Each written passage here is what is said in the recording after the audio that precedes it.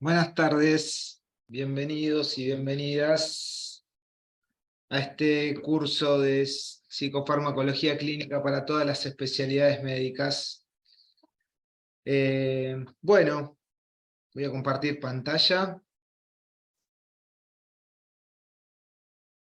segundito.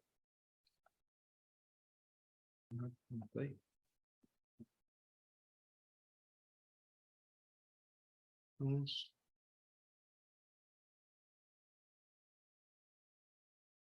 Bueno, muy bien. Primero que nada, gracias por sumarse a una nueva propuesta de nuestro equipo.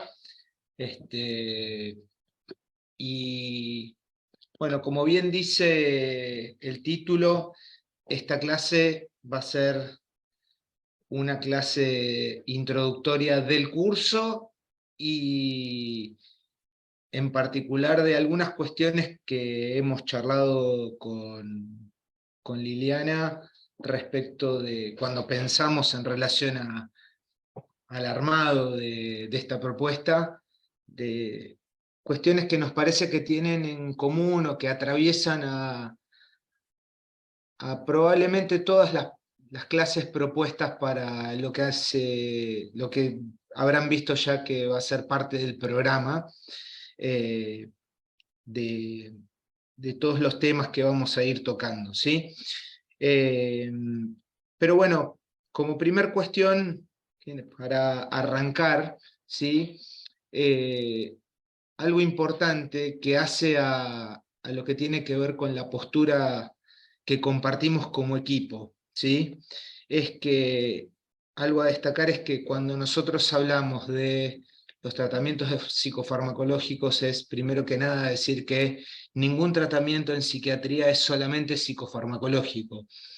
Y cuando hablo de esto no hablo simplemente de una opinión de un grupo de psiquiatras que se reúne a discutir y estudiar sobre psicofarmacología o sobre psiquiatría, sino que esto es algo que nosotros transmitimos en base a una postura tomada también desde lo que la bibliografía marca, es decir, la realidad es que todas las patologías psiquiátricas cuentan con una indicación de tratamiento psicoterapéutico, incluso aquellas en donde la psicofarmacología tiene, digamos, un papel mucho más preponderante, como pudiera ser por ejemplo, la esquizofrenia o el trastorno bipolar, no deja de tener tanto la psicoterapia como todos lo que fueran otros tratamientos no psicofarmacológicos u otros dispositivos que tienen que ver con el tratamiento no médico, tienen una importancia fundamental e incluso muy importante en lo que tiene que ver con el sostenimiento de aquel trabajo en el cual nosotros vamos a hacer hincapié. Y arrancamos por decir esto porque esto es algo que da base a desde dónde nosotros hablamos de lo que vamos a hablar, tanto en el día de hoy como a lo largo del curso. Y dicho esto, es que planteamos cuál es el objetivo de esta propuesta. Y el objetivo general es hablar de cuáles son las variables a partir de las cuales desarrollamos lo que nosotros le hemos puesto como nombre la clínica psicofarmacológica. Es decir, todas aquellas cuestiones que hacen a lo que determinan nuestras decisiones en la que es la clínica que desarrollamos, sea las patologías, las características de los pacientes, eh, lo que tenga que ver con los fármacos y también lo que sería la que podemos decirle la subclínica del seguimiento, es decir, la tolerancia a esos fármacos, la evaluación de los efectos adversos, la evaluación de la respuesta, la evaluación del costo-beneficio de esa respuesta y el planteamiento respecto de las posibilidades de cambio y del sostenimiento a largo plazo de tratamientos que en la mayoría de los casos suelen ser prolongados, ¿sí? Y es así que dentro de eso es que en el día de hoy, en esta primera parte que me toca presentar a mí, lo que vamos a plantear sería así como un esqueleto de aquellas cuestiones que hacen a cuáles son los lineamientos básicos que plantean desde dónde nosotros vamos armándonos a la hora de pensar qué vamos a hacer con un paciente en los diferentes tipos de cuadros que vamos a ir desarrollando en las diferentes clases, ¿sí? Y es un desarrollo que, si uno se pone a comparar con el trabajo que van haciendo otros colegas en otras especialidades, tienen muchos puntos en común, ¿sí? Porque ¿en qué pensamos cuando nosotros pensamos en un tratamiento? Pensamos en un diagnóstico, pensamos en un tratamiento y pensamos en el contexto del paciente, ¿sí? Y el diagnóstico lo pensamos en base a una patología, ¿sí? Una patología que es una patología psiquiátrica, una patología que está definida, ¿sí? Que está nomenclada, ¿sí? Que tiene una clínica específica, ¿sí? Y que es importante que la conozcamos para saber cómo tratarla. Un tratamiento que además va a estar basado en bibliografía, en medicina basada en la evidencia, en guías clínicas, pero que también eso no nos va a definir todo, y muchas veces nos ocurre que nos queda corto, ¿sí? O que esa medicina basada en la evidencia no tiene todas las respuestas, o que muchas veces tiene muchos cuestionamientos y de la cual nos interesa ser muy críticos, ¿sí? De no casarnos con ella a cualquier precio, y que también revisamos cuáles son sus puntos de discusión, y entonces también recurrimos a recomendaciones, a consensos y a puntos de discusión, e incluso al trabajo que solemos hacer en el equipo de, bueno, a ver qué hace uno frente a esas circunstancias. Y algo que vamos a desarrollar un poco más también, que tiene que ver con el contexto particular de cada paciente que nos toca ver, ¿sí? Esa particularidad que nos toca ver en el consultorio, ¿sí? El contexto sociocultural y económico de cada paciente. No es lo mismo lo que nosotros podemos hacer en el consultorio particular de un paciente que puede pagar una consulta privada que el paciente que se atiende en un hospital público y que no tiene recursos para solventarse por sus propios medios el plan farmacológico. Los principales problemas del tratamiento, porque a veces esa patología que el paciente padece no necesariamente va a ser una patología que requiera de un tratamiento farmacológico como eje fundamental, y el tratamiento sea un tratamiento más sintomático, o que el tratamiento también requiera de muchos movimientos que, como veremos, van a tener que requerir de mucha muñeca de nuestra parte, ¿sí? El perfil de pacientes, que eso es algo que va a desarrollar un poco más también Liliana en la segunda parte, como lo que tiene que ver la relación profesional paciente-entorno y todo lo que pasa y el peso que eso tiene en en el armado y el desarrollo y el sostenimiento de ese tratamiento. Como decía, cuando hablamos de diagnóstico hablamos de patología, ¿sí? Estamos hablando de una enfermedad, estamos hablando de un padecimiento, ¿sí? Y no estamos hablando simplemente de síntomas, ¿sí? ¿Por qué digo esto? Porque tener síntomas psiquiátricos no es sinónimo de tener una patología psiquiátrica, ¿sí? Porque nosotros estamos hablando de un cerebro que se enferma, ¿sí? ¿Y por qué digo de un cerebro que se enferma? Porque este cerebro, que es una víscera, se puede enfermar de diferentes maneras y puede dar síntomas, y no necesariamente que eso corresponda a una patología que requiera de un tratamiento psiquiátrico, aunque eso puede requerir en algunos casos que nosotros intervengamos con fármacos, con psicofármacos, ¿sí? A lo largo del 2020, del 2021, hemos visto una gran cantidad de pacientes que han presentado síntomas de desgano, falta de concentración, decaimiento, una sensación de que por ahí las cosas no tenían sentido, sensación de finitud y demás, y eso no tenía que ver con una depresión, sino que tenía que ver con que tal vez estaban pasando los primeros síntomas de una pandemia que atravesó el mundo entero, ¿sí? Hay muchos pacientes que por ahí tienen síntomas, en algunos casos similares a los que yo estoy comentando, y que pueden estar teniendo en algún caso síntomas de una anemia, o pueden estar teniendo síntomas de un hipotiroidismo. ¿Qué quiero decir con esto? Que ese cerebro, esa víscera, se puede enfermar de manera indirecta por agentes externos que pueden tener repercusión sobre su funcionalidad, o de manera directa, ¿sí? Que puede ser a nivel más macroscópico, más visible, y eso puede dar síntomas más notorios, ¿sí? Como le ha ocurrido al pobre Phineas Gage allá por el año 1848, o de manera más microscópica, como vamos a ver que pasa en las patologías psiquiátricas, que no va a ser tan visible. Para quienes nos conocen la anécdota o el caso, que fue tan emblemático para el estudio de las neurociencias, Phineas Gage era un trabajador del ferrocarril en Estados Unidos, allá por el siglo XIX, era el encargado de la colocación de los explosivos con los cuales se iba abriendo el camino para ir desarrollando el tendido del ferrocarril. Tuvo la mala fortuna de que con la misma vara de hierro con la cual iba empujando el explosivo que colocabas para las detonaciones, hace un chispazo, detona el explosivo, y como ven en la imagen acá abajo a la derecha, la vara atraviesa el cráneo de abajo hacia arriba y de izquierda a derecha, le vuela parte de su lóbulo frontal, y milagrosamente Phineas Gage se mantiene con vida, ¿sí? Pero se producen cambios en su conducta muy notorios, de ser una persona, digamos, con un buen funcionamiento social, pasa a ser una persona con un notorio cambio pendenciero, desinhibido, que termina siendo una atracción de circo, fuera de su ambiente familiar, fuera de su mismo pueblo.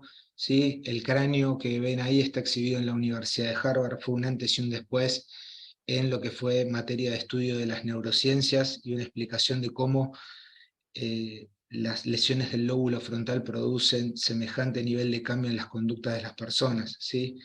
Y un ejemplo de cómo los daños a nivel de las estructuras cerebrales pueden producir cambios en las conductas de las personas, ¿sí?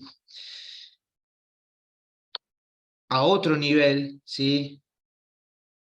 Hay que decir que esto también tiene, digamos, un correlato para nosotros, en tanto la mente está en ese cerebro, ¿sí? Y nosotros tratamos patologías que son patologías de la mente. Una mente que está desarrollada sobre conexiones neuronales a partir de neurotransmisores, conexiones neuronales y neurotransmisores que se vienen desarrollando hace siglos, ¿sí?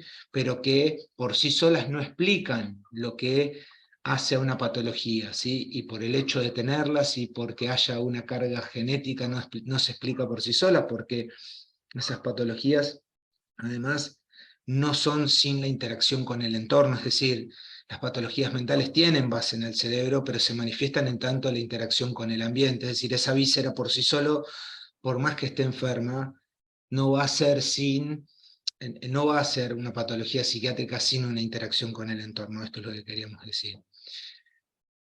A lo largo de los siglos se ha ido describiendo las patologías, hay mucho desarrollo de esto. La historia de la psiquiatría es aún más larga que la historia de la psicofarmacología, ¿sí?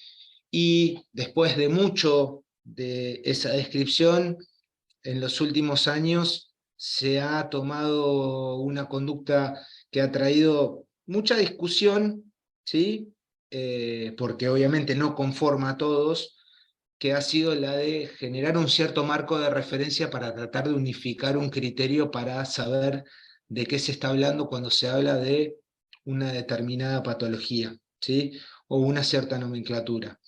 Eh, Ocurre en otros en otras especialidades también. De hecho, ustedes se fijarán que ahí abajo figura la CIE-10, que es la Clasificación Internacional de Enfermedades, que es de la Organización Mundial de la Salud, que no solo nomencla las patologías psiquiátricas, sino que nomencla las patologías de toda la medicina. Y obviamente, seguramente que no conformará a todo el mundo en ninguna especialidad. pero ha intentado unificar criterios. ¿Para qué? Para saber de qué hablamos, para saber qué vamos a tratar. Y en el caso nuestro, para establecer tratamientos ¿con qué? Con los psicofármacos.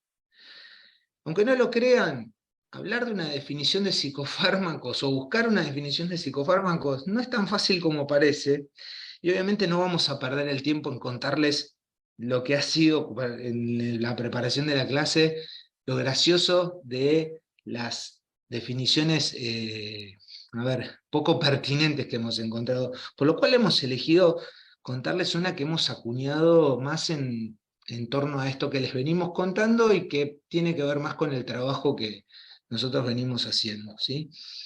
Que cuando hablamos de un psicofármaco hablamos de drogas que tienen efectos sobre la funcionalidad cerebral, que modifican su actividad y que tienen como objetivo tratar las alteraciones producidas por patologías psiquiátricas u otras patologías médicas que cursan con manifestaciones en dicha área, ¿sí? Los psicofármacos han sido agrupados desde que la historia de los mismos ha arrancado, que no es tanta, ¿sí? Ha arrancado a mediados del siglo pasado, ¿sí? Y aún al día de hoy todavía les pesa el hecho de mantener una nomenclatura, para mi gusto, de modé, para mi gusto y el de varios, bastante, que ha quedado bastante anacrónica, que es la de mantener digamos, el mote de aquella función para la cual fueron investigados inicialmente, pero siendo que somos médicos los que estamos en este curso, como todos sabrán, esto no es exactamente así. De hecho, el mejor ejemplo es hablar de que la mayoría de los estabilizadores del humor, como saben, son drogas antiepilépticas, y eso es el mejor ejemplo que tengo para dar de cómo esa nomenclatura no dice todo de lo que hacen, ¿sí? Pero bueno, así se los ha clasificado, pero a lo largo del curso veremos que eso no dice todo de ellos, y aunque digan eso, no es para lo cual los utilizamos.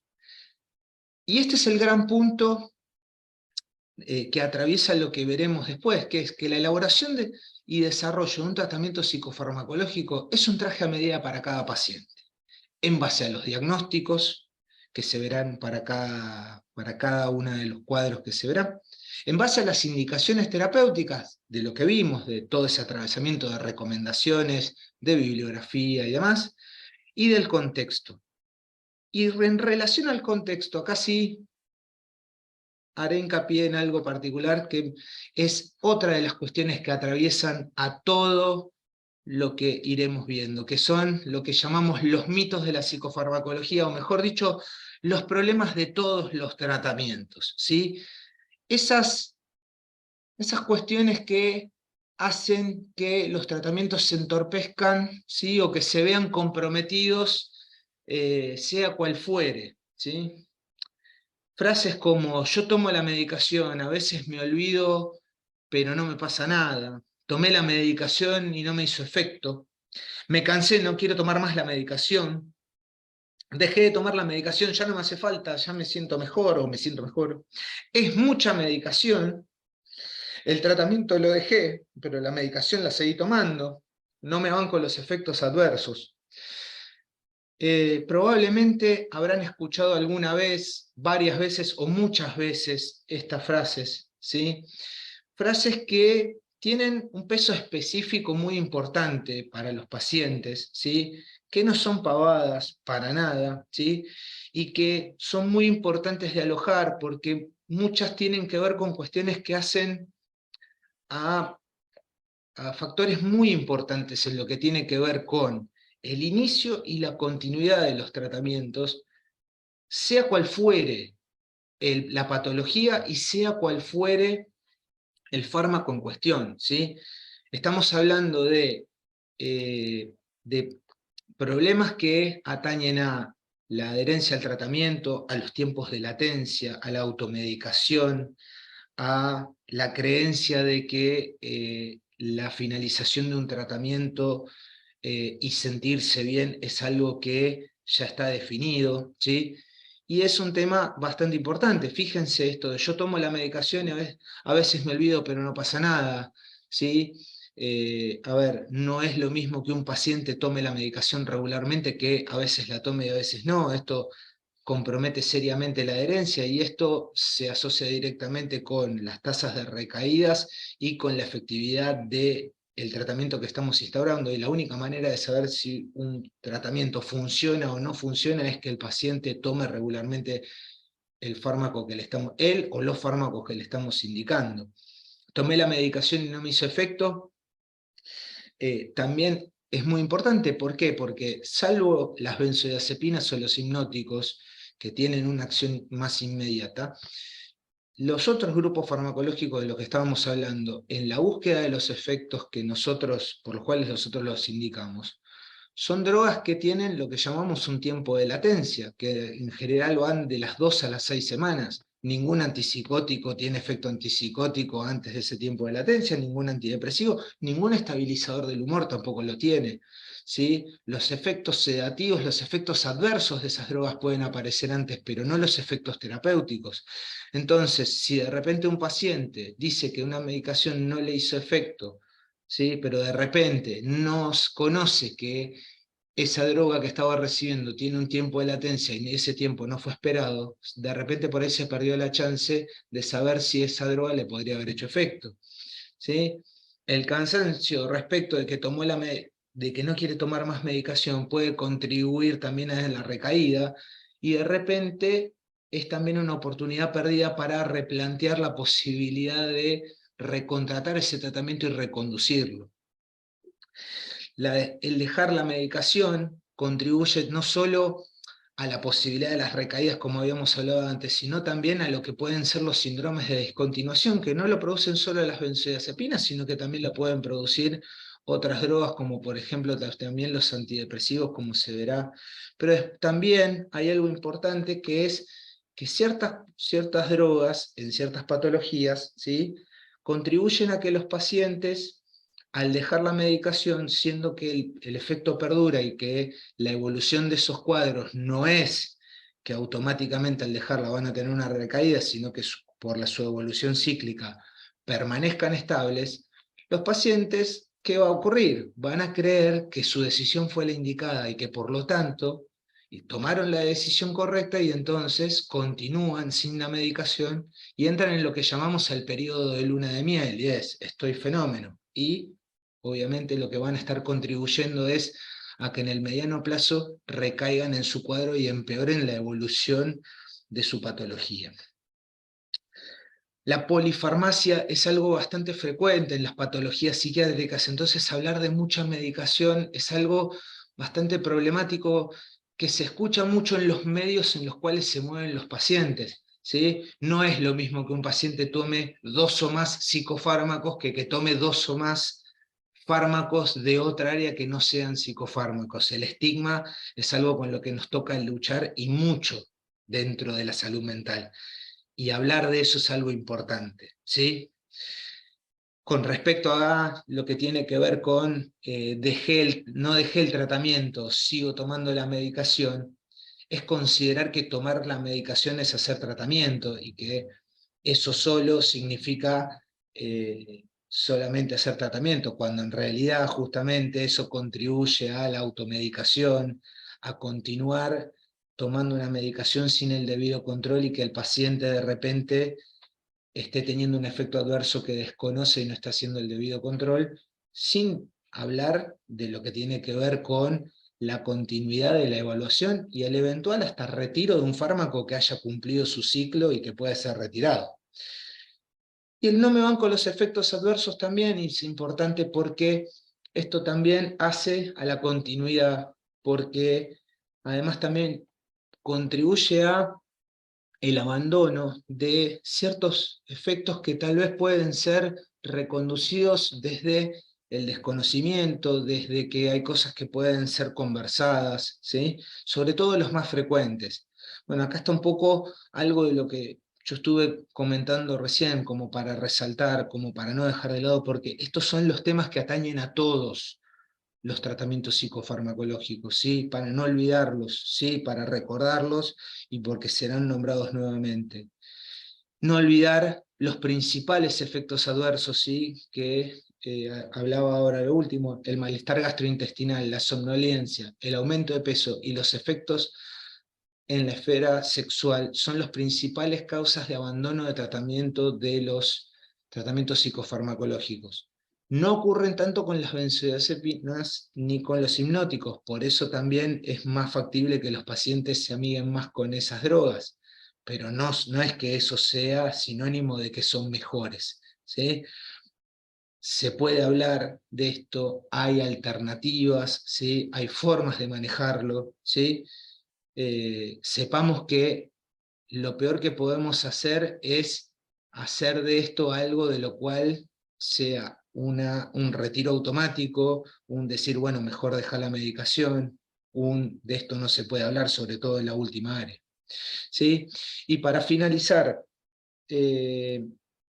todos conocemos que esto es la aspirina, ¿sí? Es analgésico, antiinflamatorio, antifebril, pero no nos olvidemos que esto antes de ser la aspirina era el ácido acetilsalicílico. Y en esta caja no dice que sea antiagregante plaquetario y que como tal tiene efecto, tiene este efecto y que puede ser el tratamiento inicial para el infarto agudo de miocardio, ¿sí? Con lo cual no nos olvidemos que en la caja de los psicofármacos no dice todo lo que un psicofármaco puede hacer por un paciente. Bueno, de mi parte, muchas gracias y le cedo el lugar a Lili.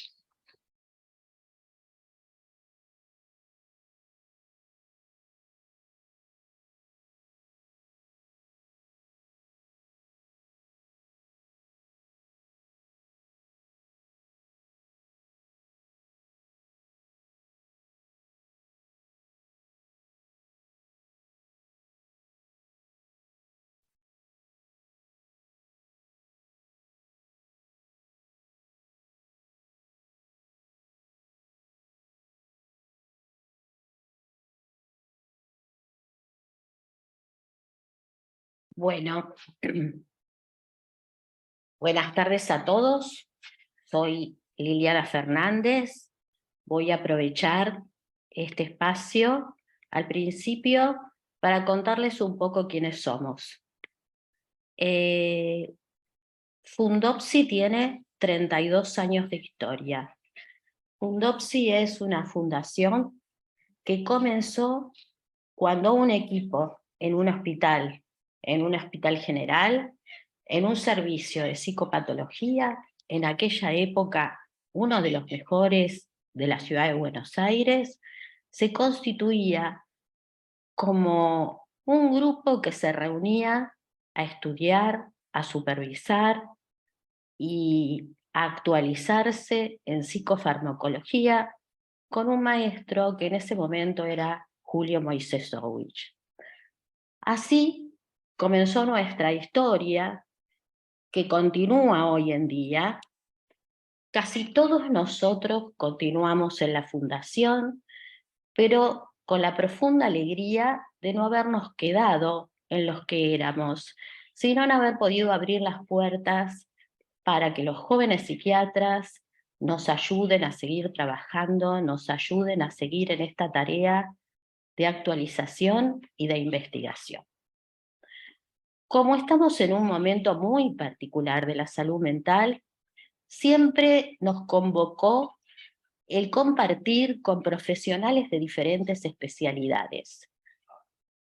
Pero hoy más que nunca es necesario ese encuentro, porque el tan mentado trabajo interdisciplinario que tantas veces por las condiciones de trabajo no podemos poner en práctica, sobre todo por el tiempo, es hoy una herramienta fundamental que puede no solamente aliviarnos, sino poder ayudarnos a disminuir la sobredemanda que tenemos en este momento, resolviendo con eficiencia. En aquellas épocas, en el año 1998, les cuento, para los que sean jóvenes, escribimos el primer libro de psicofarmacología psicodinámica y cada grupo de nosotros se especializó en algunos temas de la psicofarmacología. A ese libro que ustedes vieron recién se le decía ladrillo, ¿no? Por su apariencia. La idea es que continuamos actualizando los temas y año a año nosotros hacemos además una jornada de actualización, una jornada gratuita de actualización, que este año va a ser nuevamente estamos contentos de poder hacerla presencial. Durante la pandemia la pudimos seguir haciendo en forma virtual, en el anfiteatro de la plaza, a la que por supuesto están todos invitados el día 9 de septiembre, que es sábado, de 9 a 13 horas. Esa jornada es gratuita y todos los años, desde hace 32 años, salvo los 2 años de pandemia que fue virtual, fue así. Bueno, contándoles quiénes somos y un poquito de nuestra historia, vamos ahora a hablar un poco de qué hacer con la locura. ¿Qué hacer con la locura? ¿Por qué pusimos este título? ¿Qué hacer con la locura? Tiene que ver en este momento con una pregunta más vigente que nunca. La locura, hablaba Mariano del estigma, ¿no es cierto? ¿Y qué hacer con la locura? Podríamos empezar por decir qué hacer con la locura de los otros y qué hacer con nuestra locura y qué hacer con las locuras institucionales, qué hacer con las cuestiones sociales. Y hace muchos años hay representaciones, grabados, cuadros, que nos dan la pauta, que la locura siempre fue algo marginal, ¿no es cierto? Algo más que marginal, considerado marginal y marginado, ¿no?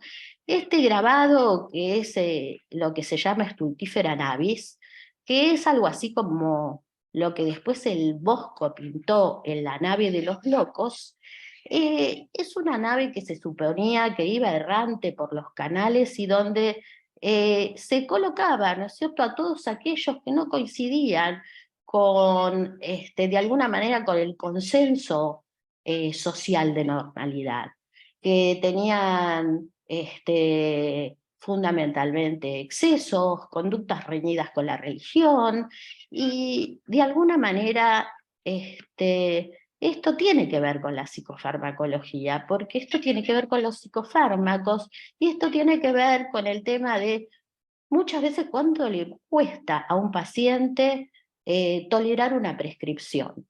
Cómo de alguna manera se ve herido en su narcisismo por tener que ser prescripto con psicofármacos.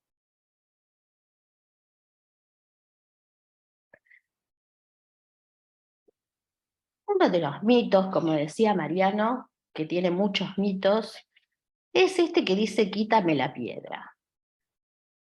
Desde hace 10.000 años se encontraron cráneos trepanados, ¿no es cierto? Y otra vez el Bosco habla de la extracción de la piedra de la locura. Y esto, aunque parece muy lejano, es un concepto que, aunque cambió, nos acompaña, porque todos estamos tentados, aún los psiquiatras, de encontrar ese lugar donde se aloje esa patología específica del cerebro, que revirtiéndola o con alguna modulación de neurotransmisores o con alguna estimulación pueda resolver el problema de alguien. Pero la cuestión es mucho más compleja. A lo largo de los años, el ejercicio de la psicofarmacología en los últimos 50 años fue variando mucho. Acá tenemos un diagrama donde vamos viendo qué fue lo que pasó desde el año aproximadamente, desde el 65, más o menos, era adelante. La aparición de las benzodiazepinas y el cloro, o sea, mejor dicho, la aparición del clorodiazepóxido y su utilización como ansiolítico, previamente eso el hidrato de cloral, son anteriores a esto, un poquito anterior.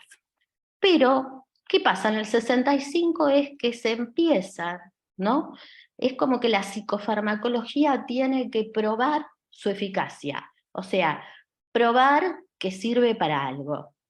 Y entonces empiezan la investigación de diferentes drogas, que por lo general son drogas que aparecen con eso que se llama serendipia, que quiere decir un hallazgo que uno encuentra buscando otra cosa. Por ejemplo, algunos deben conocer qué es lo que pasó, ¿no es cierto?, con la imipramina, que en realidad es un derivado de un fármaco que viene de una droga para la tuberculosis, porque de repente se observó clínicamente que los pacientes a los que se les daba mejoraban sus tuberculosos, mejoraban su estado de ánimo.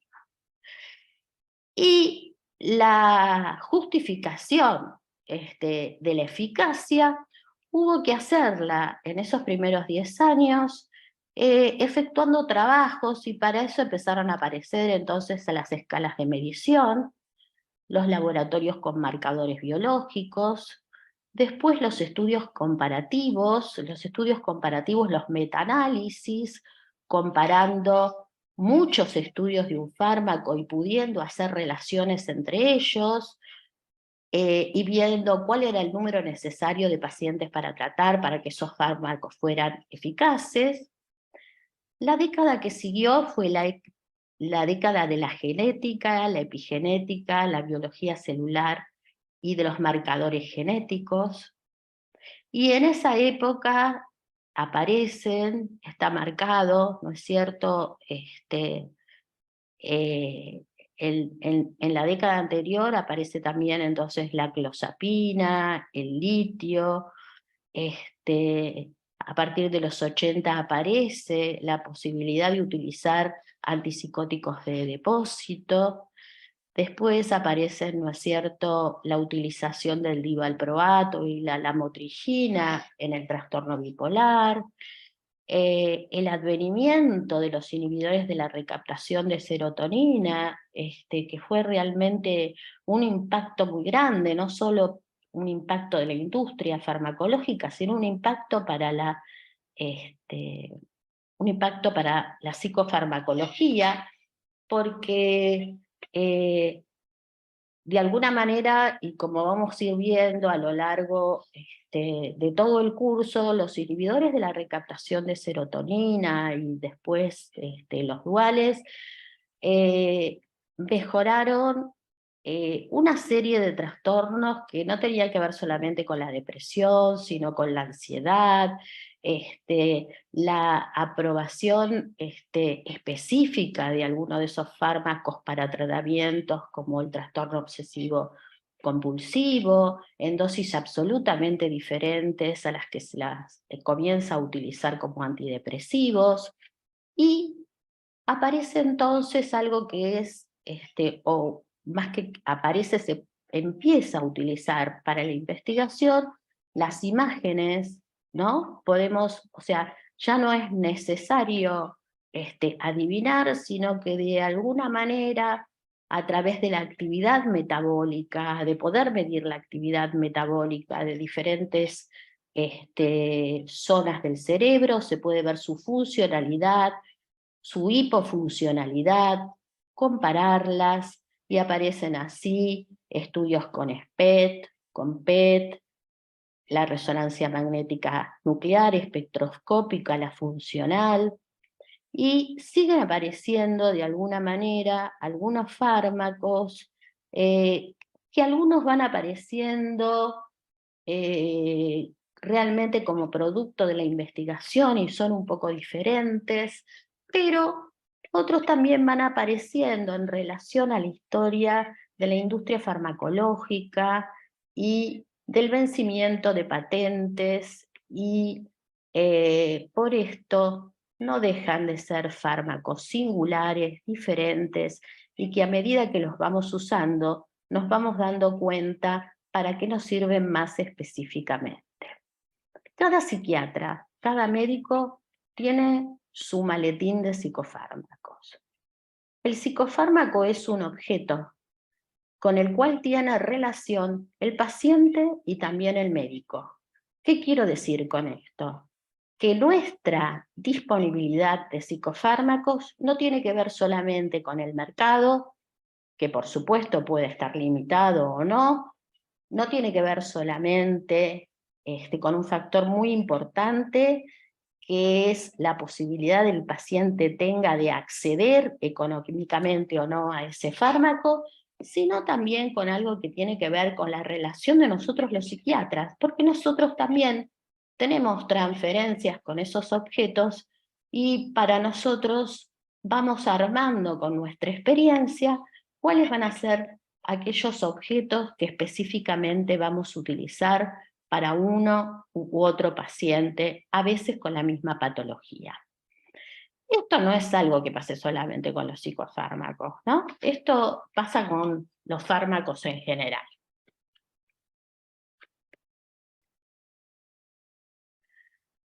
Entonces, aparece esta imagen que a mí me parece una imagen muy sintetizadora de este último concepto. Porque se constituye una tríada que está formada por el paciente, el psicofármaco y el médico administrador, o administrador, pero el médico administrador. Administrador en varios sentidos, no porque administre la medicación solamente, sino porque administra el tratamiento psicofarmacológico. Y esa administración se caracteriza o se debería caracterizar por ir evaluando una serie de cuestiones que tiendan a favorecer la adherencia, la continuidad, buscar los mejores resultados con la menor cantidad de efectos adversos posibles. Entonces la imagen es interesante por este médico, que es el médico administrador, y que en la medicación se lleva a sí mismo. Se lleva a sí mismo, pero cuando se dé este objeto también va a estar cargado de un montón de cuestiones que tienen que ver con él, con la persona del médico administrador. Y vamos a ver por qué digo la persona del médico administrador.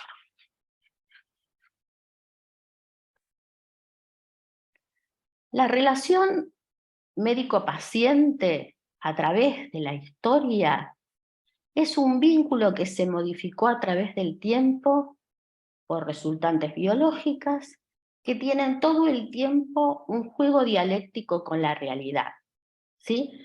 No es lo mismo aquel médico que hacía la extracción de la piedra de la locura que el que hace hoy telemedicina. Y no es lo mismo tampoco la relación que se establece. Los argentinos, que tenemos la suerte de tener a Messi, de tener al Papa, también tuvimos la suerte de tener a Pillon Rivière, que si bien era francés, desarrolló su trabajo, gran parte de su trabajo en nuestro país. Y entonces Pillon decía que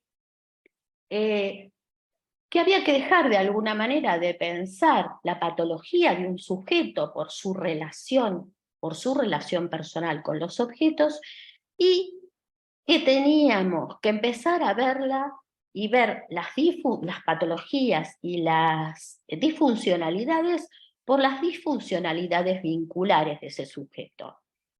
Esto en la psicofarmacología, ¿por qué es importante? Porque el psicofármaco es un objeto, la relación médico-paciente es un vínculo, y es un objeto que va a estar librado a las vicisitudes de ese vínculo en gran parte. Después, también, a lo largo del tiempo, cada uno de esos objetos se va modificando por cuestiones que tienen que ver con cuestiones sociales, con cuestiones que en su momento, por ejemplo, Foucault, utilizando un neologismo que fue biopolítica, entendía, ¿no? La biopolítica como la política de la vida biológica y cultural de las sociedades. que se van a expresar en las personas y también en los vínculos. Entonces, hoy por hoy, hablar de psicofarmacología, aunque no lo creamos, tiene tanto algunas de las características y algunas, ¿no es cierto?, de los estigmas de toda esta historia que estamos hablando, y también tiene de alguna manera la impronta del marketing, la impronta del Dr. Google, la impronta de lo que significa tomar o no tomar psicofármacos, contarlo o no contarlo, y bueno, todo esto que sabemos que a veces presenta una dificultad a la hora de prescribir. Me gusta bastante, para hablar de relación médico-paciente, que es un tema bastante complicado quiero decir, lo podemos tomar desde varios lugares. Me gusta un italiano, por lo que dice, porque no lo conozco, me gusta un italiano que se llama Fabrizio Benedetti. Fabrizio Benedetti escribió un libro, él es un especialista, se dedica fundamentalmente al dolor, con lo cual sabe muchísimo de placebo y estudia muchísimo el placebo. Y Fabrizio Benedetti ya lleva esta edición de efecto placebo, es del año 2020, ya esta es la tercera edición, y realmente las cosas que sabemos hoy del placebo no tienen nada que ver con aquello que aprendimos en psicofarmacología en su momento, por lo menos yo, que hace muchos años que la cursé, sobre lo que era un placebo. Y otro de los libros muy interesantes de Fabrizio Benedetti es El cerebro del paciente. ¿Por qué es muy interesante? Porque de alguna manera nos va a dar la pauta o va a empezar a tratar de demostrar desde el punto de vista neurológico qué pasa con este tema de la relación médico-paciente al prescribir. Sabíamos, o el concepto general era que una droga es una molécula, ¿no es cierto?, que introducida al cuerpo puede producir un efecto biológico. Y al principio se pensaba que el placebo era una sustancia inerte, sin acción farmacológica, ¿no? Como si fuera un tratamiento absolutamente inactivo, administrado en lugar de un tratamiento activo, y la mayoría de las veces, ahora esto ya no se hace solamente así, a un paciente que ignora esta sustitución. Ahora hay estudios de pacientes que toman placebo y se hacen estudios comparativos con pacientes que saben que lo que están tomando es placebo. Y aún así se pueden observar diferencias. Luego este concepto evolucionó y Brown fue el que de alguna manera definió que el placebo era activo y específico, porque tiene influencia y eficacia.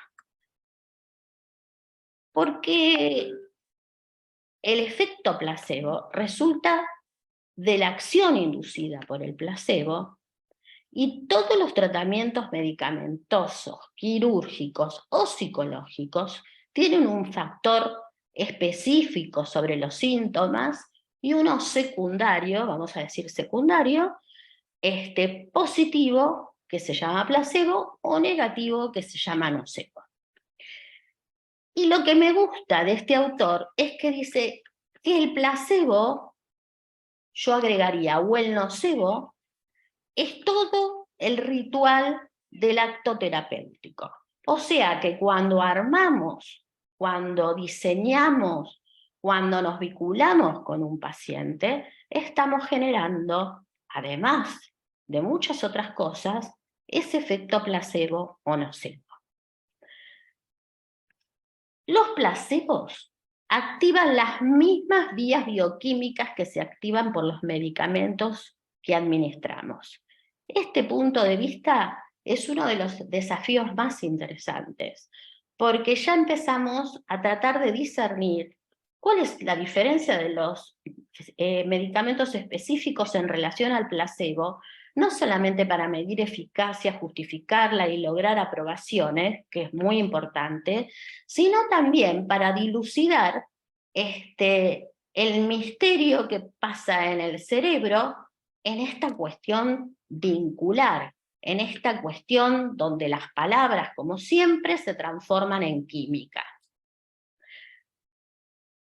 Una de las cosas, una de las especialidades o una de las cuestiones, de los síntomas donde más se pudo estudiar el placebo es en relación al dolor.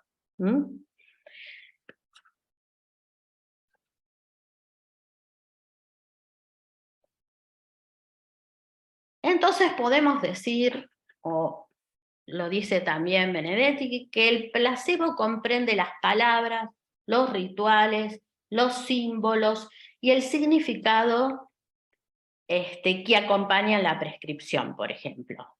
¿Y cuáles son los mecanismos a través de diferentes condiciones que generan esto?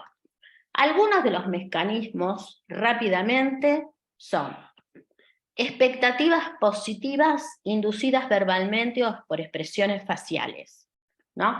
Esas expectativas positivas que antes se llamaban, por ejemplo, sugestiones, hoy sabemos claramente que la sugestión tiene un correlato químico.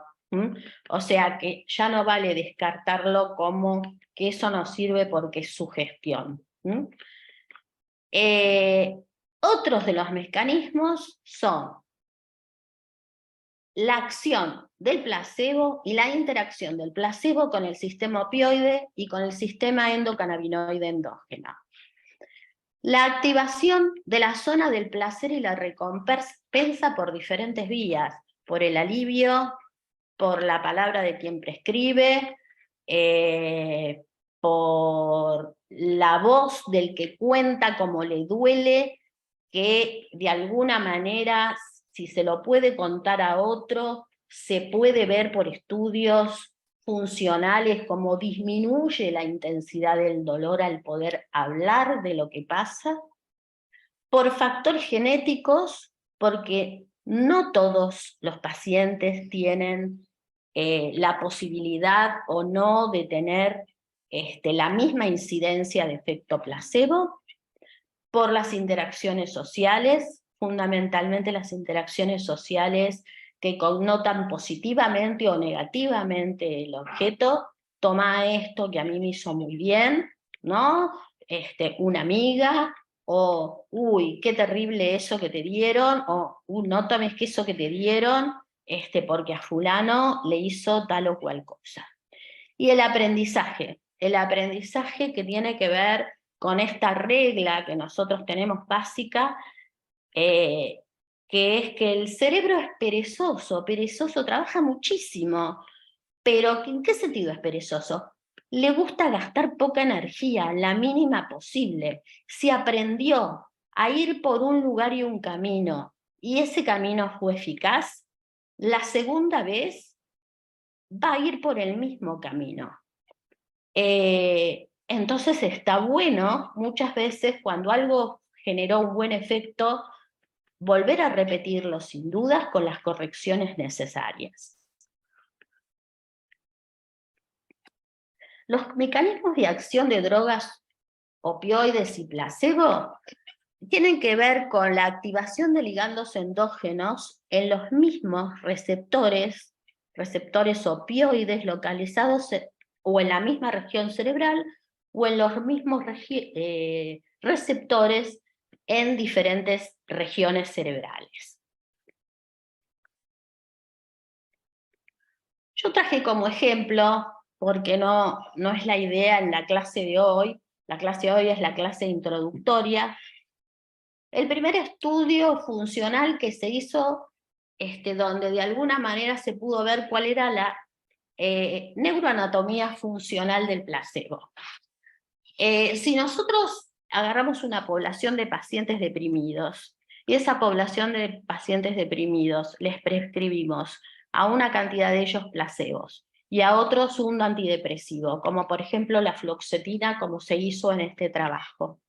Lo que nosotros vamos a observar, sobre todo a corto plazo, que fundamentalmente esto de los plazos y la actividad del placebo, que en las primeras semanas de tratamiento, sobre todo en las primeras 6 semanas de tratamiento, prácticamente se despegan muy poco las curvas de eficacia. Entonces este es el momento ideal para ver qué está haciendo el placebo y qué están haciendo los antidepresivos. Este fue un estudio que fue el primer estudio que se hizo de esa manera, con imágenes, y es un estudio doble ciego con 20 miligramos de fluoxetina y placebo durante 6 semanas. Eran pacientes, ¿no es cierto?, que no estaban tratados con psicoterapia, solamente tenían reuniones grupales, no es poca cosa, ¿no es cierto?, pero no tenían psicoterapia individual, y que fueron evaluados con PET, y que no tenían tampoco ni terapia interpersonal ni terapia cognitiva. ¿Qué se pudo evaluar? Primero se pudieron evaluar que las zonas donde actúa el placebo son las mismas zonas donde actúa el antidepresivo. Esto, por supuesto, comparando las imágenes. ¿Y cuál es la diferencia? Quizás las zonas implicadas son las mismas, que son las zonas implicadas y que conocemos con actividades metabólicas diferentes que están implicadas en la depresión. Pero esas zonas,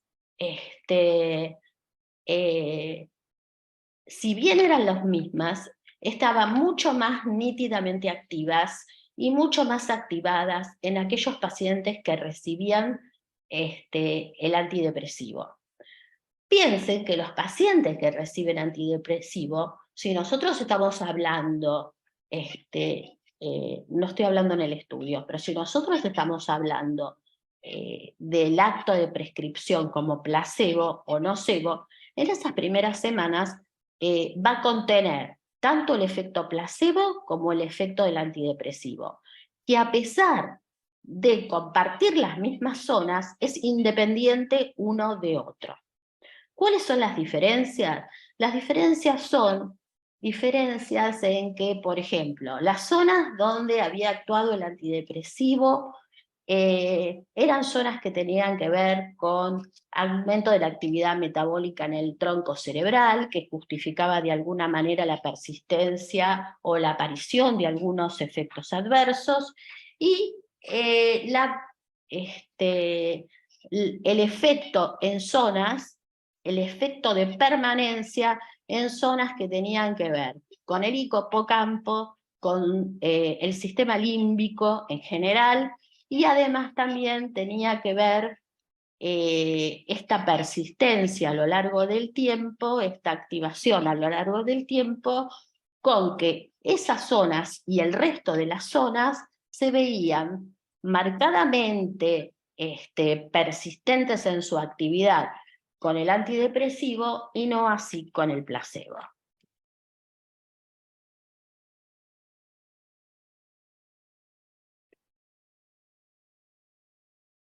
Este es otro trabajo que también fue de los primeros que utilizaron en relación a esto de ver qué pasaba con el aprendizaje y el efecto placebo. Estos son pacientes con Parkinson, que recibían levodopa, se les suspende por 48 horas, y a todos se les dice que se les va a aumentar la dosis. Y el efecto es beneficioso tanto en los que reciben placebo y que antes habían mejorado de su Parkinson con levodopa, como en aquellos pacientes que reciben realmente levodopa. Son ejemplos.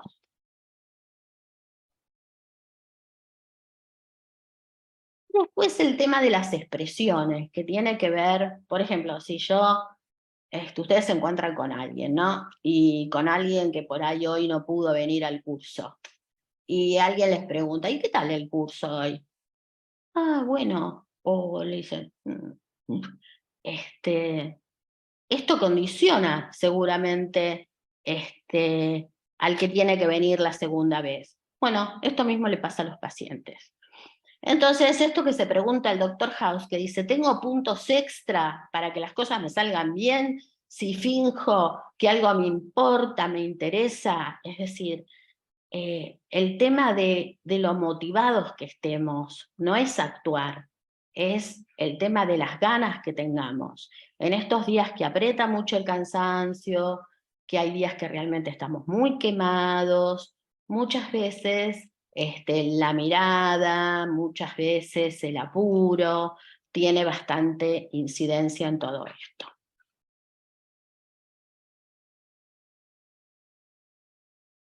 ¿Qué pasa con el tema del humor? ¿Qué es mejor?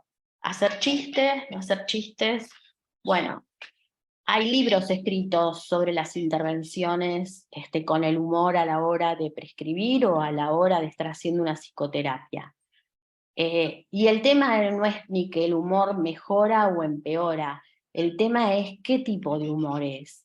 El tema es cuánto nos podamos adecuar. Y cuánto de alguna manera nuestras expresiones van a modificar la eficacia. Esto es del libro que les comenté, y acá lo que se ve son cambios en la eficacia cuando uno está contento, el que prescribe, ¿no? No estoy hablando del paciente. Cuando uno está realmente enojado, y cuando uno está neutral. Vaya a saber qué quiere decir neutral, pero yo diría más que neutral, adecuado a la situación. Nosotros tenemos nuestro cerebro social, y por eso en parte elegimos lo que elegimos hacer, tiene que ver con zonas que tienen que ver con la empatía, que tiene que ver con la compasión por el sufrimiento, con la compasión por el dolor social. Esta zona que vemos acá en naranja tiene que ver, en el lóbulo parietal, tiene que ver con eso. Solamente para que tomemos conciencia que mientras se están activando y estamos hablando con el paciente, nos está pasando lo mismo a nosotros.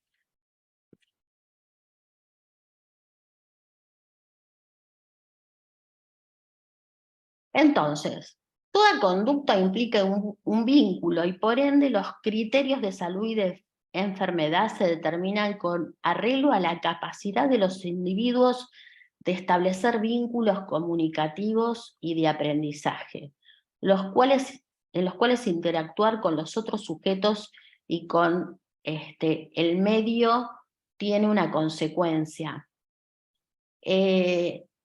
Somos seres sociales. Y una de las cosas que más se nos afecta con el burnout es esta capacidad de interactuar. Es una capacidad de interactuar donde defensivamente nos ponemos menos empáticos, porque ya hay como la necesidad de no seguir recibiendo. Entonces la empatía es algo a modular, en más, en menos, tratando de ver cuál es la adecuada, cuál es la que le sirve a cada uno, y tratando de ver también cómo está cada uno con eso.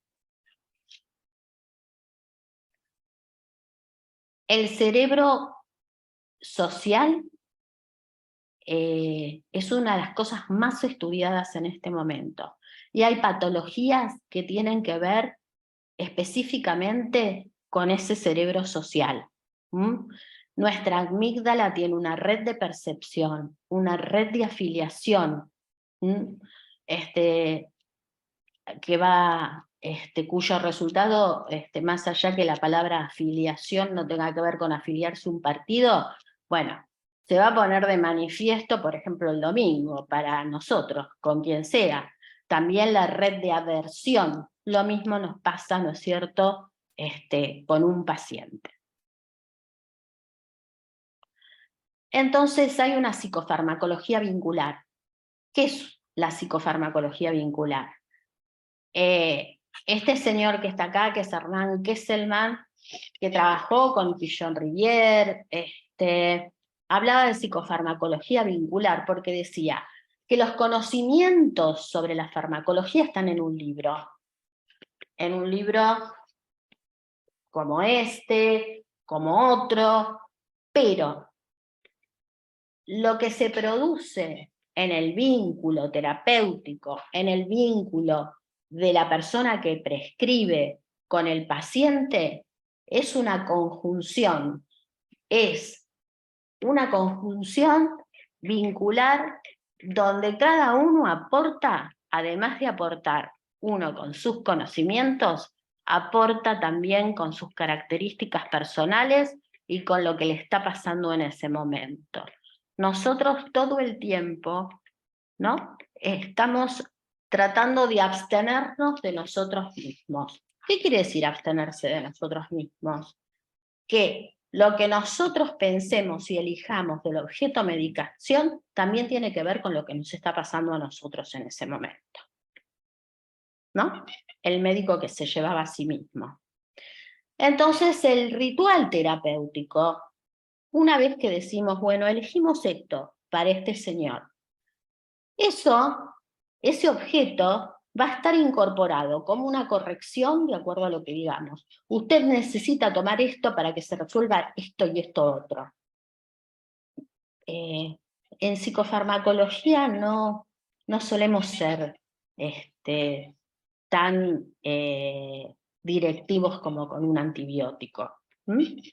Porque con un antibiótico sabemos que es sensible a este y a este y este otro. No tome ese porque ese no va a servir. Nosotros no podemos decir desde el principio de esa manera. Y después tampoco mucho, ¿no? Una transformación, esto le va a transformar. No, el paciente teme que el psicofármaco lo transforme. Los pacientes se cansan de decir, no voy a ser yo mismo. Y es importante decirle a un paciente que lo que hace un psicofármaco es regular una situación que está desregulada y que todo lo contrario, que en realidad va a recuperar funcionalidades seguramente. Un aprendizaje, sí, el cerebro va a aprender, y esto hay que comunicarlo, va a volver a aprender a funcionar de una determinada manera, con una información que necesita determinado tiempo. No es un escarmiento, no debe transformarse en un objeto de dependencia, no debe transformarse en un objeto de dependencia aunque sea muchas veces y durante mucho tiempo, como los trastornos de ansiedad, un reaseguro, un objeto contrafóbico que se lleva en el bolsillo. No debe transformarse en un objeto adictivo y nunca en un castigo. Entonces, ¿qué vamos a tener en cuenta? Vamos a tener en cuenta qué demanda el paciente, qué pide. Vamos a tenerlo en cuenta, pero con todo lo que habló Mariano, ¿no? Habrá que discriminar de esa demanda, bueno, cuáles son los síntomas que nosotros escuchamos, cuáles son los síntomas diana, que los vamos a ordenar de acuerdo al riesgo, de acuerdo a hacer el menor daño posible, a tener la mejor eficacia posible y la menor cantidad de efectos adversos posibles. También vamos a ver cómo es ese paciente. No es la misma la prescribir un antipsicótico de depósito que necesitamos hacerlo en un paciente paranoico que no quiere cumplir con la medicación, ¿no es cierto?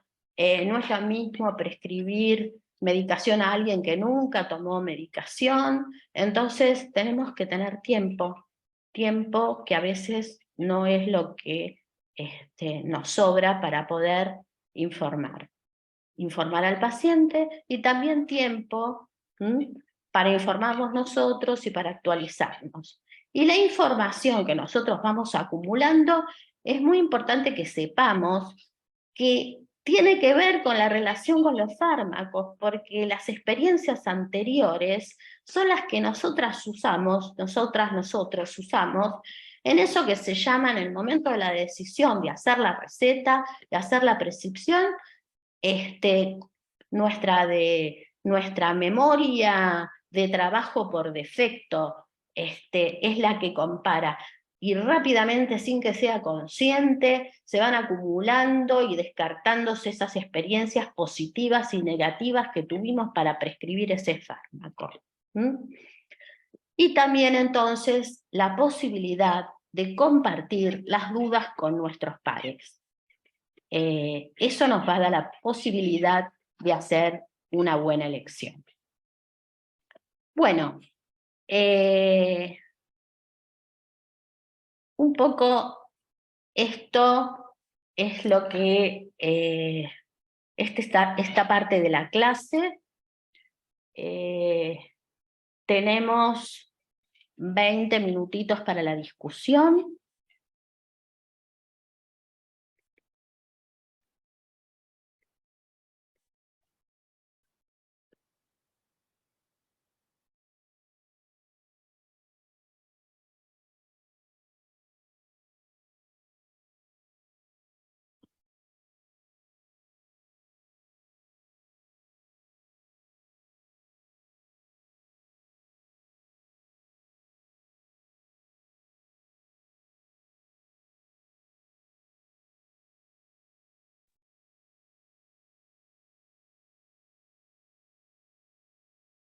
Claudia. Bueno, muchas gracias por esta introducción. Yo soy médica psicoanalista, así que conozco a todos los autores que han mencionado, sobre todo Pichon Rivière, bueno, que es el man, no es de lectura, digamos, tan asidua en el campo del psicoanálisis clásico. De ahí vengo, soy de la Asociación Psicoanalítica Argentina, fui presidente de la Asociación Psicoanalítica Argentina. Me interesa bastante el tema de medicación porque, de hecho, medico, es decir, porque soy médica, y me interesa muchísimo el tema de medicación. Cada vez más pacientes piden medicación, sobre todo ansiolíticos, que fácilmente un médico psicoanalista puede recetar, y también antidepresivos, aunque sí veo que la cuestión es más compleja. Por supuesto que lo converso o lo derivo con colegas que han hecho la especialidad de psiquiatría, ¿no? Conozco también de medicación, pero esto me ordena bastante, y bueno, y espero poder incrementar en el diálogo con ustedes, bueno, bueno, muchas cosas que han dicho me han resonado mucho, como la contratransferencia, digamos que no está mencionada absolutamente en esos términos en la psiquiatría, pero que es muy importante en cuanto a la respuesta del terapeuta, digamos, frente a con sus cuestiones personales, no solo, o sea que en realidad me ha resultado interesante, familiar, instructivo, y bueno, estoy contenta de estar en este curso. No sé no se me ocurre una pregunta, quería así empezar a conversar, supongo que las preguntas van a surgir después un poco para romper también el hielo, y a ver si otros se animan. Gracias, Claudia. Desmuteate. Mariano. Gracias, decían. Gracias.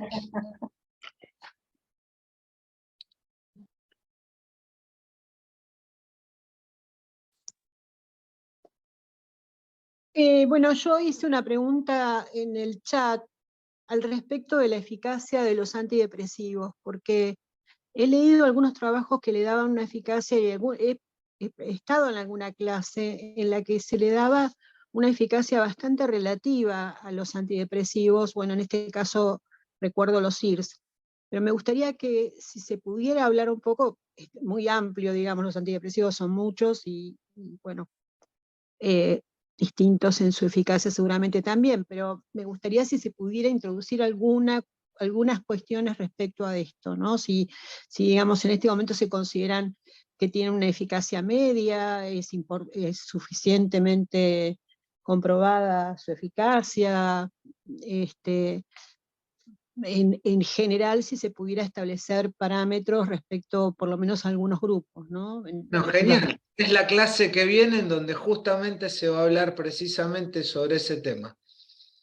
Bueno, Bueno, entonces esperaría esa clase, gracias. Exactamente.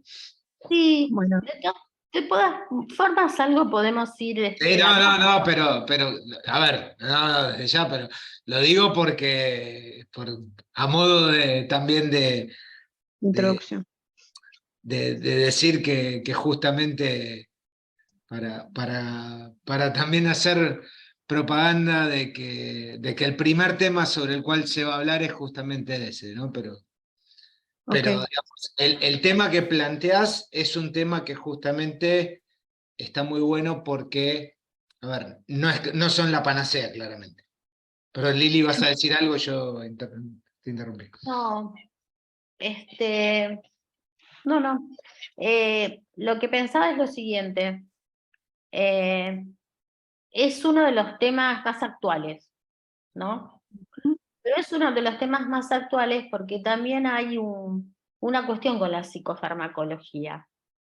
En relación a otras especialidades médicas, la psicofarmacología está, digamos, como un poco estancada, ¿sí? Estancada no en no en la actividad de investigación, pero al haber otras áreas más rentables para la industria, ¿no? Como suelen ser todos los tratamientos biológicos, los tratamientos oncológicos, que de alguna manera tienen una ventaja desde el punto de vista material para la industria mucho más alta.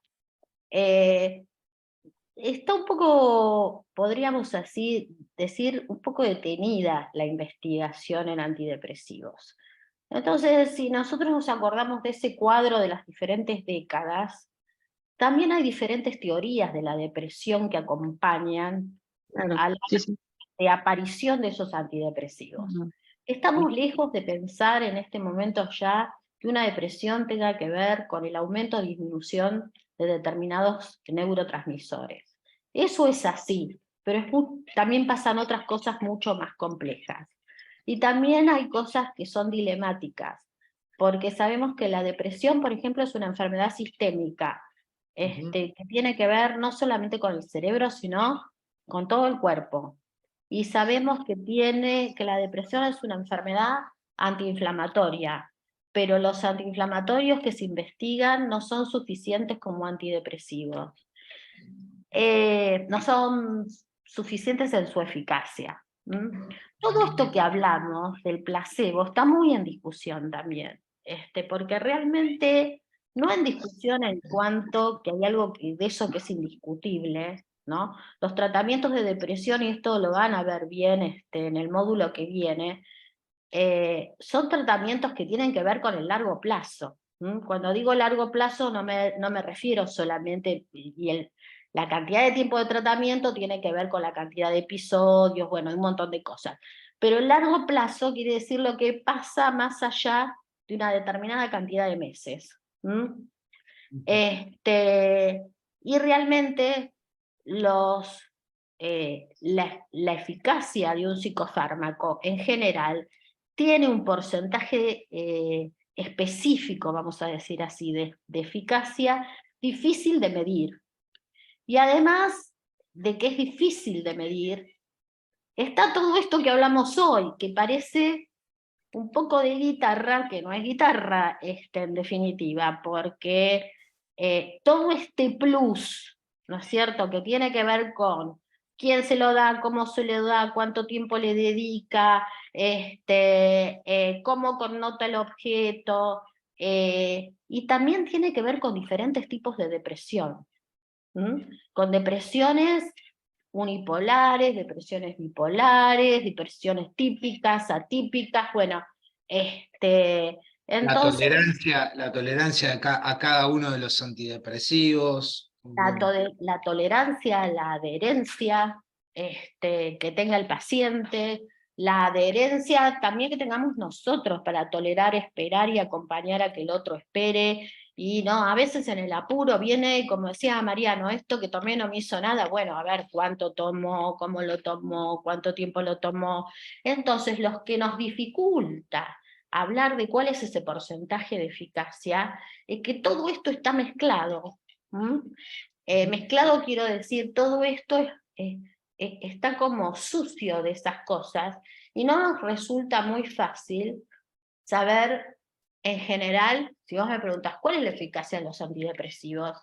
Y mayor, esperemos que mayor que el 35%, 40%. Ese es el Ahora, yo, porcentaje, 35.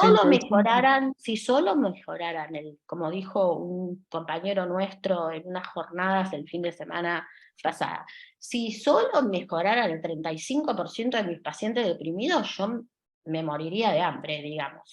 O sea, eso no sucede. No son los números, los metaestudios comparativos de Odretio, y además pasa algo que tiene que ver con esto de la evolución de la investigación y la epigenética. Lo que servía, algunas de las cosas que servían antes de la pandemia, no es que no sirven después de la pandemia, pero tienen otras especificidades. Los SIRS tienden a ser más ansiolíticos que antidepresivos, sobre todo en bajas dosis, ¿no?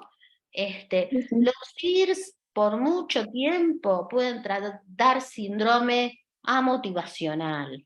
Bueno, entonces, empieza a haber otro tipo de antidepresivos, a ver si los usamos, si no los usamos, los usamos cuando unos dejan de ser eficaces, no nos van a servir, si en realidad lo que alguien necesita es, aunque sea muy simple lo que estoy diciendo, una simplificación, más activación, más dopaminergia, más animarme a salir, menos apatía, menos embotamiento.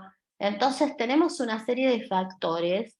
Sí, por supuesto, como siempre, hay un capítulo incluso en ese libro, en la primera edición, ahora lo sacó, en la primera edición del italiano, del libro de placebo, hay un último capítulo que habla del efecto placebo de los antidepresivos, que no es de él, es de alguien del equipo de él, donde los destruye desde el punto de vista de que casi no tendrían diferencias con usar el placebo. Tiene más que ver con la exaltación del placebo que con la poca eficacia de los antidepresivos, ¿no? Pero una cuestión que creo que me parece que es fundamental de lo que dijo primero Mariano al comenzar, ¿no? Que ninguna prescripción de fármaco debe ser sola, o sea, sin psicoterapia. A mí me parece que eso hace un cambio muy grande, hasta donde yo tenía entendido, y creo que a lo mejor ustedes pueden traer nuevas ¿cómo se llama? Encuestas o no sé, estudios. La psicoterapia con antidepresivos mejora muchísimo la performance cuando la terapia con antidepresivos cuando se acompaña de psicoterapia. Es decir, no es lo mismo un antidepresivo medicado así suelto y que venga una vez por mes a contarle si duerme, si come, si qué sé yo, que una psicoterapia en donde se ven las motivaciones, en donde se profundiza en el vínculo que tiene la persona con su familia, con su sociedad, con su situación. Es muy distinto la eficacia de un medicamento cuando hay psicoterapia acompañante. Yo quiero hacer una aclaración respecto de lo que estaba diciendo Claudio en relación a lo que preguntó Nelly, que es, a ver, que me parece que es importante siendo el objetivo también de esta clase, que es introductoria para el curso, introductoria también para que se entienda, a ver, cuál es la perspectiva. A ver, el curso no busca ser un curso en donde nosotros expliquemos toda la psicofarmacología de los temas que vamos a plantear, ¿no? Porque sería, a ver, nos quedaría cortísimo. Nosotros podríamos hacer a ver, cada uno de los temas que está planteado en cada una de las clases sería motivo para un curso en sí mismo, ¿sí? O sea, tendríamos mucho tema para hablar de cada uno, ¿no?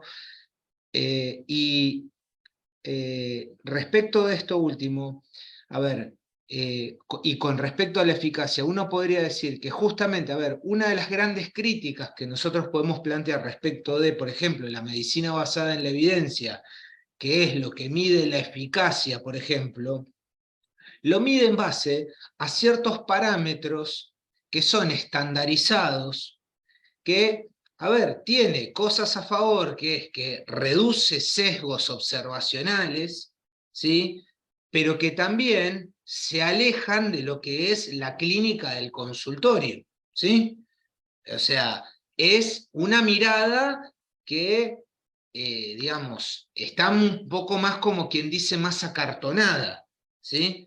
Lo que nosotros planteamos es que obviamente si uno junta lo que tiene que ver con las indicaciones, por ejemplo, de las guías de tratamiento, que es el amalgamar la mejor evidencia disponible para el tratamiento de un paciente, de tanto del tratamiento farmacológico como del tratamiento psicoterapéutico, como de todo lo que sean todas las otras intervenciones no psicofarmacológicas e incluso no psicoterapéuticas, a fines de mejorar la calidad de tratamiento y calidad de vida del padecimiento de un paciente, ¿sí? Uno lo que se encuentra es que claramente ningún padecimiento mental es solo de tratamiento psicofarmacológico, ¿sí? Entonces, cuando hablamos de eficacia de los antidepresivos, y acá retomo lo que dijo Lili de lo que hablaba este colega de una jornada que nosotros estuvimos en Santa Fe el fin de semana pasado. La eficacia de los antidepresivos en materia de lo que dicen los estudios es del 35%, pero eso no se condice 35. con la realidad clínica. Y esto es muy importante, Muchas. y eso es lo que nosotros planteamos, y eso es la postura que nosotros como equipo planteamos, es decir, a ver, una cosa es lo que puede decir un texto, ¿sí? Pero esto hay que hacer una bajada a la realidad y hay que tener una lectura crítica de la información científica. Y nosotros tenemos esa postura y vamos a estar planteándolo en todo momento, ¿sí? Porque es importante, porque si nos casamos con la medicina basada en la evidencia, es el árbol que nos tapa el bosque para no ver la clínica. ¿Es importante? Es muy importante. Es muy importante, pero con una mirada crítica, ¿sí? Es un método estándar, por lo tanto, al aplicarlo estrictamente se borra la diferencia de cada paciente, ¿no? Por supuesto. Sí, sí, pero además dista de, es lo que decía Liliana, a ver, no se condice con La con la experiencia. realidad de que hay algo que le falta, que claramente no Mm. reproduce la realidad, y ahí entra lo que decía Claudia, es decir, ¿por qué? Porque además, cuando uno mira una guía clínica, también incluye otras cosas que también están medidas en base a medicina basada en la evidencia, como ser la eficacia de una psicoterapia, que a ver, pongamos por caso, no, en ningún caso se encuentran de repente estudios que incluyan al psicoanálisis. No importa, no quiero entrar en disquisiciones con eso, pero digo, se mide la eficacia de una psicoterapia, pero se ve que esa psicoterapia tiene eficacia y ni siquiera está tomando la eficacia con un psicofármaco, y de repente se ve que se hacen estudios de que un paciente tratado con psicoterapia más psicofármaco le va mejor que si está tratado solo con psicofármaco o solo con psicoterapia, ¿sí? Entonces, bueno, evidentemente algo pasa, ¿sí? Y Yo ahora, recuerdo al una principio, Mariano, señora, toda, una- toda, sí, toda patología de la cual vamos a hablar tiene indicación de psicoterapia, y eso es una realidad insoslayable. Mariano, Liliana, Mariano, Gabriel Sanperici, ¿qué tal? ¿Qué No, con tal? lo que estabas planteando, digo que yo hago mucho hincapié en la educación médica o la psicoeducación, ¿no? Que es clave, porque contaban recién un paciente que viene a la consulta, hace el diagnóstico, el seguimiento, el tratamiento, e indicarle bien lo que está tomando, el tiempo que lo va a utilizar aproximadamente, los efectos colaterales, o sea, pensemos más allá de lo que es conducta, cognición, efectos sistémicos, digamos, tiempos, ¿no? Educarlo bien, y ese Total. paciente va a andar, creo que mucho mejor si le explicamos claramente lo que el tratamiento, el esquema, el seguimiento, que dejarlo por ahí al azar, ¿no? Sin lugar a dudas, totalmente de acuerdo, totalmente de acuerdo, pero totalmente de acuerdo, sí, sí, sin lugar a dudas, porque además disminuye muchísimas ansiedades que tienen que ver con lo que decía Liliana, con estas cosas de me voy a convertir en alguien que no soy, voy a dejar de ser yo, y de repente cuando uno le puede brindar esas informaciones, de saber, de repente esto de decirle, mira, te puede dar efectos gastrointestinales, quédate tranquilo porque son efectos que normalmente con la continuidad de la toma se van a ir, y de repente entonces dice, no, me dio un poquito de náuseas, pero la seguí tomando y se me fue, ¿viste? y a ver, y es muy tranquilizador, ¿viste? Claro, y quizá el efecto placebo, nocebo juega porque la gente viene por ahí, como decía Liliana, googleado, entonces, y uno ponerlo, bajar a la tierra la información científica y decirle, bueno, te puede pasar esto y esto, pero lo vamos a monitorear, seguir, como darle un marco también de contención con la educación médica, ¿no? Totalmente, bueno, total. Sí. Por eso también un poco... Sí, Lili, perdón, ibas a decir algo. No, si me dejan, les muestro 2 fotos. ¿Tenemos Sí. tiempo? Que tienen que ver con esto que estamos diciendo. A ver. Bueno, no, ya se va a hacer muy tarde. No, pero lo que les iba a mostrar tenía 2 fotos de un paciente, ¿no? De unas lesiones de un paciente. Un paciente que llaman interconsulta terapia intensiva, un paciente que tuvo un accidente y entonces llaman para hacer, porque tienen idea que tiene una lesión terrible en el hombro y un paciente que casi no hablaba, estaba en mutismo después del accidente. Y tiene una lesión en el hombro muy importante que quieren hacer diagnóstico diferencial con un linfoma, porque parecía una manifestación cutánea de un linfoma. Bueno, y las fotos, es una de las fotos, la había puesto, pero bueno, ya no teníamos tiempo, ¿no? Es una de esas fotos, ¿vieron como las propagandas antes y después del TODI? Que después de que se toma el Squeak o el Toddy, está todo bien. Bueno, entonces es la diferencia de las lesiones. En realidad, y dice, es un paciente que en realidad lo que tenía de la lesión en el hombro era una lesión autoprovocada en el hombro, y el tema fue no solamente los inhibidores de la recaptación serotoninérgica, los que hicieron cerrar la herida y que no se siguiera lastimando, sino que lo que hizo posible que la herida se sanara y pudiera salir también de terapia intensiva, y todo eso fue el vínculo que se estableció con él, que pudiera volver a hablar de nuevo, enterarnos de cuál era la historia de ese paciente, qué le estaba pasando, ¿no?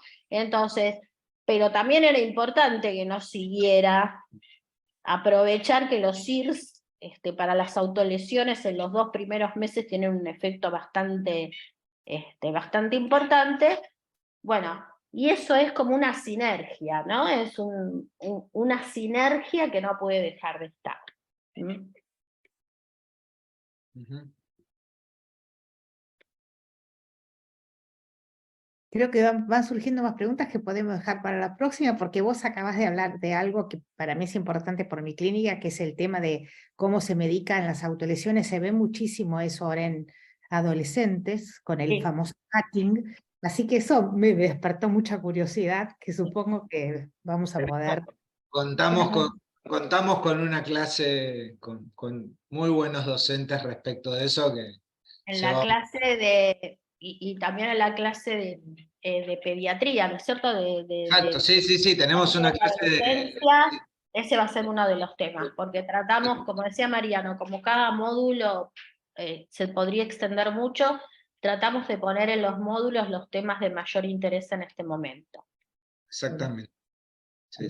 Bueno, si les Tenemos parece... algunos de los docentes acá en el auditorio también que están acá ya asomando. Acá está el doctor Marmer ahí saludando, el doctor Tate también está ahí. Bueno, Ya vamos a... lo van a ir conociendo. Bueno, Bueno, que tengan un muy buen fin de semana y nos encontramos de nuevo la semana que viene, entonces. Gracias. gusto, Cariños a todos. gracias. Chao, gente. Hasta luego. Buen comienzo. Muy lindo.